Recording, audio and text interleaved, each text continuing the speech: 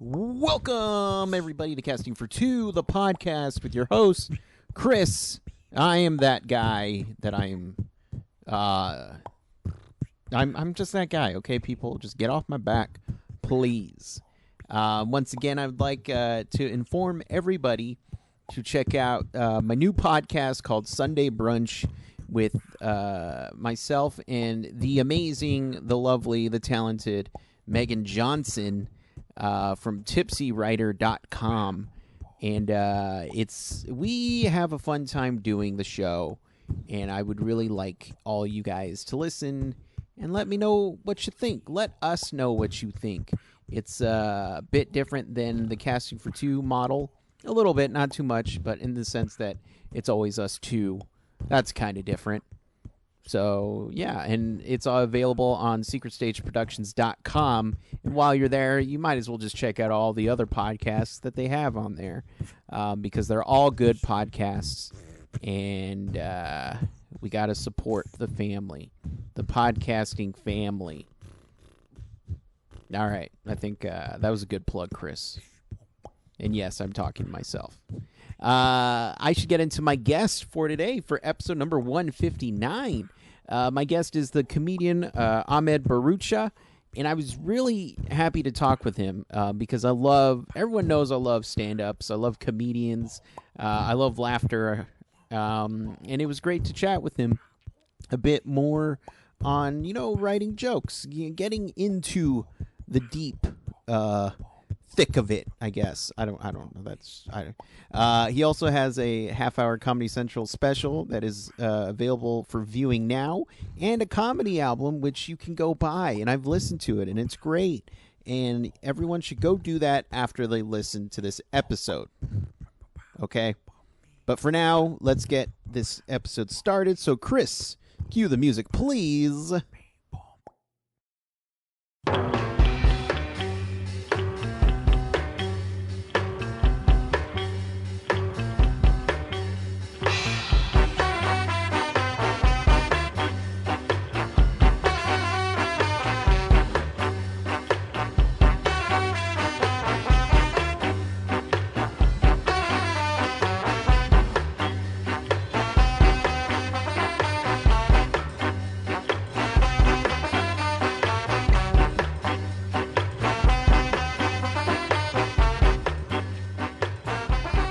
Hello?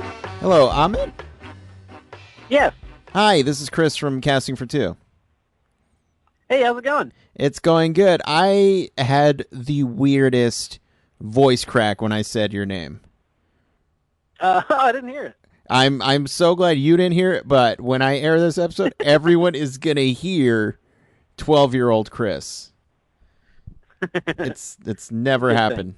I guess I'm nervous to talk to you. I don't know where that came from. But how's your day going? Pretty good. Just doing some errands and laying around doing mostly nothing. There we go. Doing nothing is always better than doing something, in my opinion. Yeah, I got a nice couch. There you go. Cats and TV. There we go. Is there a profession where you can do something by doing nothing? Can you think of one? I mean, comedy's kind of close to that because there's very few hours. Yeah, but you gotta stand up when you do it, though. That's true. Maybe if you get tested for sleeping or something. Oh, okay. People do that. All right. Yeah, mattress That'd be tester. pretty sweet. Yeah, or just studying dreams or something. There we go. I'm studying dreams. I'm trying to be like Leo DiCaprio right now. Let me sleep. Yeah. Right on. I would want that job. Yeah. Yeah, but whatever. So as you can see, this is a very loose show where we can talk about whatever we want. Cool. But first, I want to know more about you, sir. And Sure. I like to know when people first get their passion for what they do. So in your case, when did you know comedy was something that you wanted to pursue? Pretty early on. I loved watching stand-up when I was a kid, and Comedy Central was kind of the first channel I would tune into when I would come home. So maybe third grade was when I think I was kind of like to be funny in school, and I like to make little dumb videos with my sister and my cousin. So kind of early on, I always wanted to do it, but maybe when I was in college, when I took a little bit more seriously and thought that this was something that I could actually pursue and do. Okay, and which comedians or comics would you watch when you were younger? I loved like Dave Chappelle, and Chris Rock, Dave Attell, Mitch Hedberg, Seinfeld, Richard Pryor. Just so many. I was obsessed with comedy. And was comedy something that was in your household, or was it something you just discovered by yourself? I think so. My mom's family is Irish Catholic, and so they're kind of prideful about being funny, right? Funny assholes, kind of, like. And so yeah, they were always kind of telling stories, and it was looked up to in our family, kind of who could be funny around the table. My dad is Pakistani Indian, and so his humor is a lot different, but he was always joking around. He was kind of corny, like most dads are.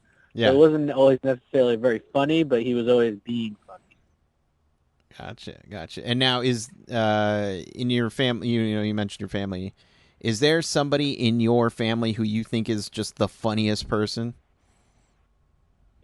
Well, I got one of my uncles is pretty funny. My uncle Kevin. He just kind of a New Englander, sarcastic guy. Always got a comment, or they say the alphabet while burping. He was kind of a classic funny uncle. I have a cousin I looked up to when I was a kid too. His name's Tad. He was always funny. Yeah, so a lot of the people on my mom's side were really funny. Yeah, I always do feel like the uncles of a certain family are usually the funniest. I don't know why. Yeah. It's the same in my family. I've always found my uncles just really funny. Yeah. But then you said you started doing stand-up, or thinking about doing it in college. Was there just something that put you over the edge of trying it out, or was it just Yeah, I'd say two things. One, I watched the movie Comedian that Seinfeld did, the documentary kind of about him kind of going back to stand-up after the show, and that was really a really motivating factor because he just kind of showed how much work you put into it. So I'd kind of been waiting around my whole life being like, one day I'll be a comedian. And then I realized, like, I have to, get a notebook and write stuff down and try it out. And then I also started working in a comedy club as a busboy and a dishwasher. And so I worked there for a year kind of just watching the other comics come through, the headliners and the open micers. And just took me about a year to get the courage to just ask to go up on stage. And then I did, and then went well, and I kept going. Do you remember any of your jokes that you had early on that, looking back, they were super hilarious and you loved them? Now you're just, ooh.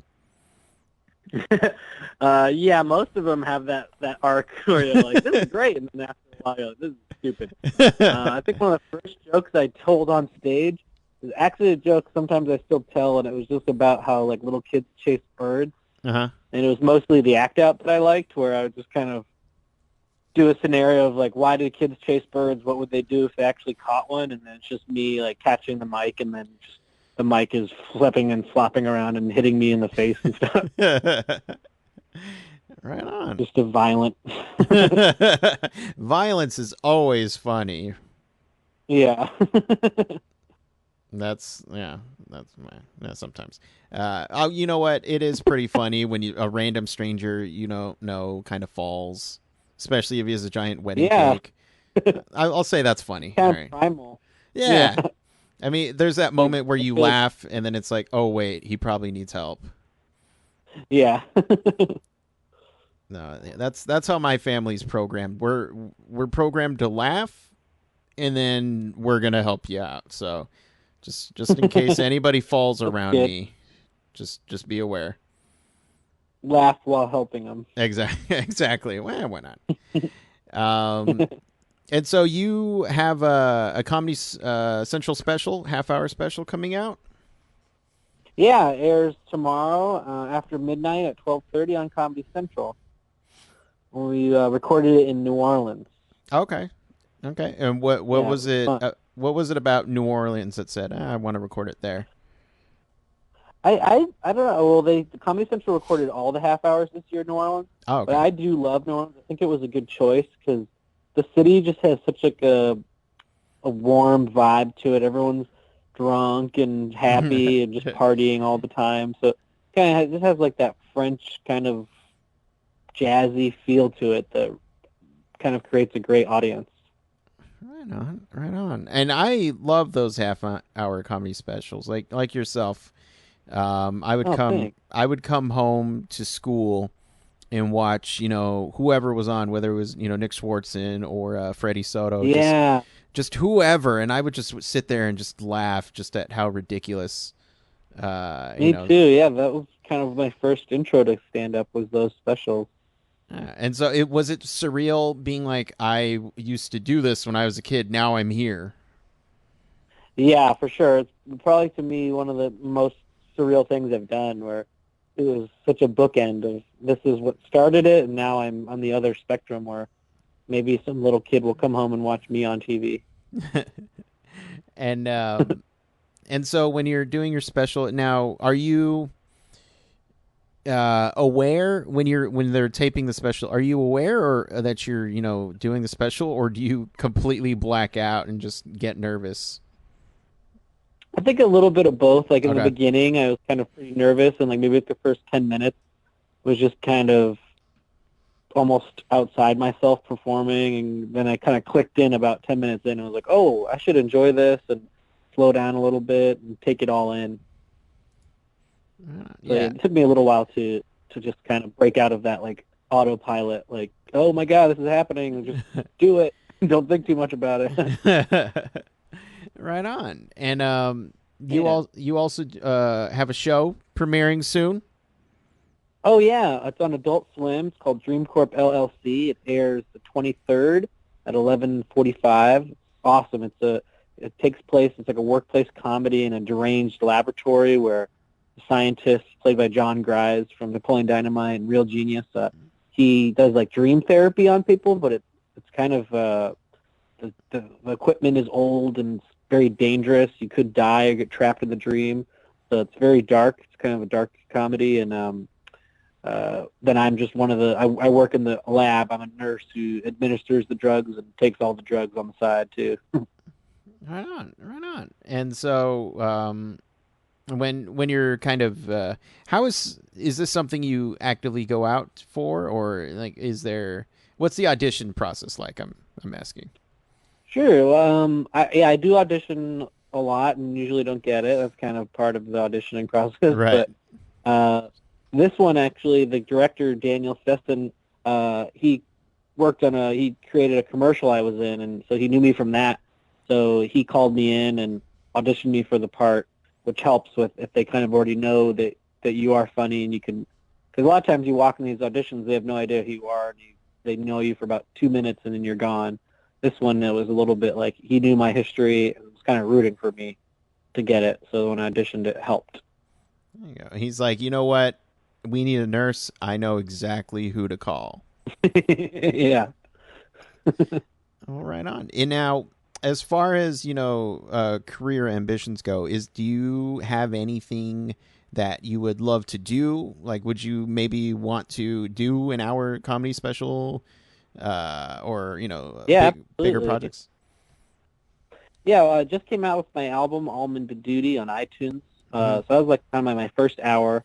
But I would like to work now towards like another hour and do an hour special in the future.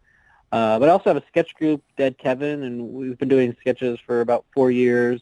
And we've kind of worked with Comedy Central and almost got a pilot made with them. And that's kind of another big goal of ours is to just get a TV show where we can do the sketches in long form and just where basically the sketches are these three idiots living in an apartment just struggling at life. And I'd love to do a show on that. Yeah, yeah, for sure. I mean, Comedy Central's always been a good about sketch comedy Yeah, shows. for sure. Yeah, yeah. I sometimes will just sit there and a Dave Chappelle Chappelle Show skit will pop in my head, and I'll get happy and sad because it's not around anymore. Yeah, that was a great time when it was out. And I just remember even in school, oh, did you see Chappelle Show last night? And then us 15, 16-year-old kids, cursing profanity and saying the N-word. But that's what Chappelle Show did. Yeah, it was ahead of its time. Yeah. Oh, yeah, definitely. Can I ask you about the process of writing jokes? Sure. Yeah, I'm very curious on how one actually writes it down and gets it all polished.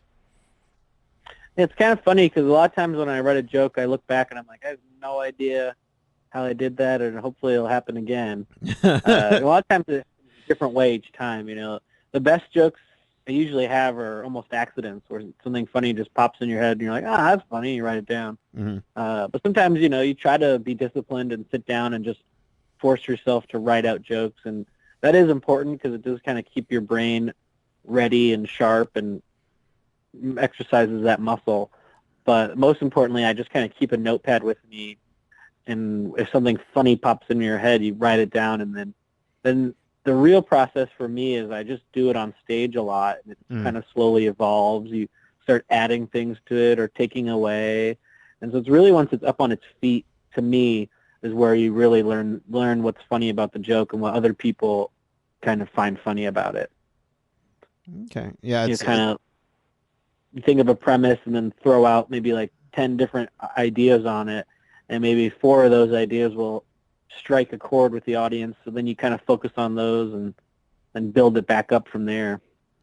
So it's almost like a trial and error. Yeah, for sure. Mm-hmm. A lot of times, something will just make you laugh really hard, and then you tell it in front of a room full of strangers, and you're like, maybe that wasn't as funny as I thought. Do you have a committee of guys, that you go to and be like, look, I'm thinking of this joke. What do you think? Yeah, for sure. My wife's pretty good at that. She used to be a comic, so she helps with that. She'll kind of pique interest on something that's funny. And then I have like a lot of my best friends are comics. I'll text them like an idea, be like, "You think this is funny?" And they're like, "Yeah, that's good." So you need that little extra boost of affirmation from someone else. Right. They're never like, "No, that sucks," and then yet they secretly steal it for themselves. Yeah. No, I luckily trust all the guys I check with. All right.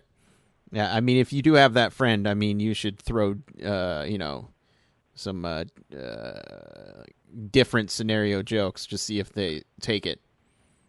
Yeah, just bad jokes. Yeah, exactly. If you need bad jokes, just let me know. I'll help you out. I'll be the guy, the tester. Yeah, I definitely have plenty of bad jokes written down. So for the people at home who would like to keep in contact with you, follow you, or even, let's get the album, where can they do that? Yeah. On Facebook, facebook.com/Ahmed Comedy. It's my fan page. Also on Twitter and Instagram, I'm just Ahmed Bharoocha, and Bharoocha is BHAROOCHA, and my website is ahmedbharoocha.com. There you go. Well, Ahmed, this time I didn't squeak your name, so that's good. Yeah, I'm bummed. I had a nice time chatting with you, and so whenever you want to come on back, just say the word, all right? For sure. Thanks, man. Thank you. And you have a wonderful day, and I hope you continue to just lay around and chill. Thanks. You too. All right. Have a good one. Bye. Bye-bye.